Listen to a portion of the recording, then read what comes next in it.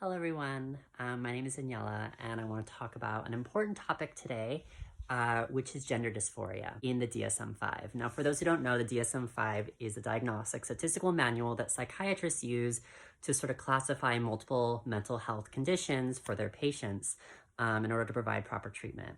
And, it's really evolved over the years. It's received a lot of critiques and criticism in the past. Psychiatrists know it's not perfect. That's why it's changing. It's actually why I really like psychiatry too, is it's such a dynamic field that's constantly evolving. Psychiatry wasn't always the nicest to trans people, but they're really trying to be better. One thing I want to clarify is, it used to be called gender identity disorder, which is even worse. So gender identity disorder in the DSM-4 basically was saying if you identify as trans that you have a disorder, and that's very problematic, right? And so I think it's gotten better now in terms of being called gender dysphoria, where no longer your identity inherently is a disorder. Now it's a dysphoria, which can cause distress for the patient. And so what are my thoughts on this? So, it goes twofold. I kind of have this sort of love-hate relationship with it. On one hand, it's like, okay, this is really unfortunate. Like, I don't want to be in a diagnostic statistical manual for mental health conditions because I'm trans. Like, what? Like, it just seems very odd and unfair, and there's so many of us, and if I'm a happy trans person, I still have to be considered mentally ill. And that is frustrating, I would say. And you need the diagnosis in order to receive hormone treatment, in order to have proper gender affirming surgeries.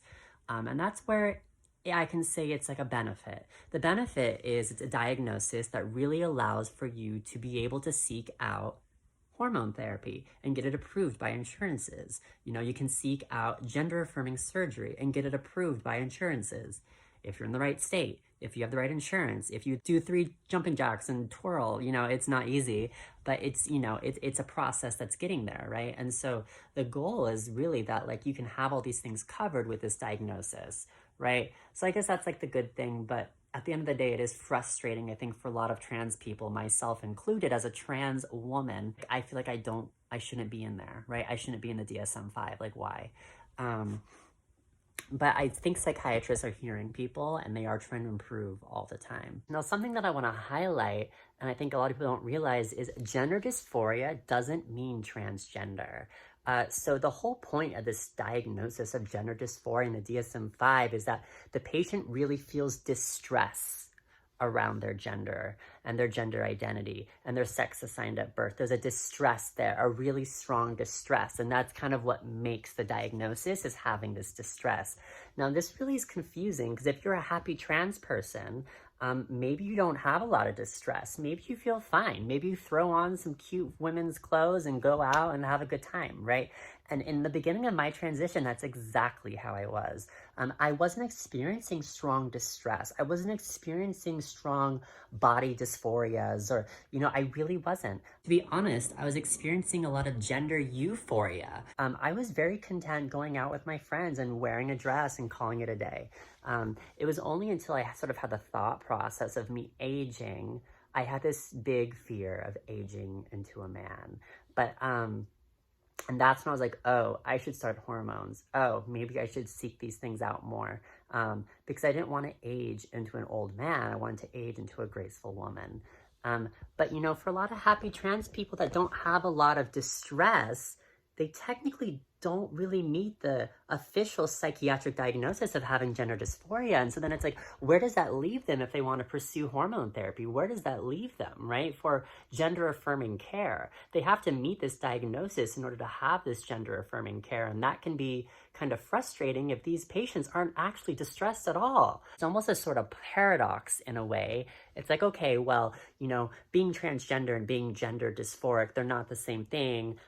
But if you're transgender and you want any kind of hormones, you have to be telling us that you're really distressed That way you can meet the diagnosis of gender dysphoria. And so it makes me think of like back in the day when trans people had to sort of lie or say the right thing just in order to get hormones, because, you know, in previous sort of DSM sort of renditions of gender identity disorder and all these other sort of renditions of what being trans was, like you had to know from a very young age, you know, and if you didn't say that you knew from a very young age, you know, psychiatrists were a little suspicious in you. And so trans people were taught by community members to lie, to say the incorrect thing about their life to make the doctor convinced that they're transgender. Even though they know true and true they're transgender, they had to say the right thing for the doctor in order to get the hormones.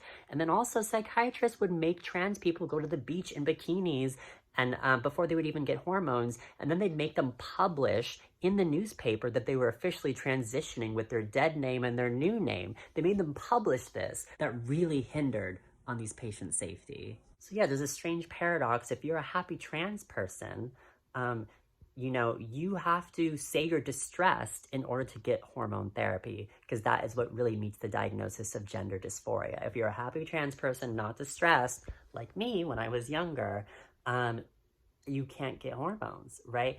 And so a lot of hospitals, or some hospitals, are starting to come to the conclusion, well, okay, we'll go through the DSM-5 criteria of gender dysphoria just to go through it. And that will be our protocol of now you can receive hormone therapy. Meaning, okay, maybe you're not distressed about your gender, but we went through this assessment with you, and now we're gonna give you the hormones because we went through this assessment, regardless of outcome. And I kind of like and prefer that more because it really emphasizes patient autonomy. I want to sort of mention this article now for those that are interested in reading more about this, because I think it's really interesting and important. And it's called What is Gender Dysphoria? A Critical Systematic Narrative Review. And it was published in 2018 by Zoe Davey in Transgender Health. And you can look it up through PubMed. And it's a really good article that discusses these sort of caveats and paradoxes and loopholes in this definition of gender dysphoria. You know, and it makes me think in a lot of ways, you know, what is this that's so psychiatric in nature anyways? If you have a normal, healthy female brain and a normal, healthy male body, how is that psychiatric? How is that a mental health condition? The brain is happy and healthy in female. There's just an incongruence, right, of the male body, the biological male body according to the medical community, and the biological female brain. How is that gender dysphoria, right? And it makes you kind of wonder, who really has a dysphoria here? Who really has a dysphoria? Because I think a lot of trans people really struggle with gender dysphoria based on social stigma, based on public perception, based on being attacked in the street for being spotted as transgender. That is where this fear comes from. That is where the distress comes from. I think the country, I think society has gender dysphoria. They're the ones that are confused about gender.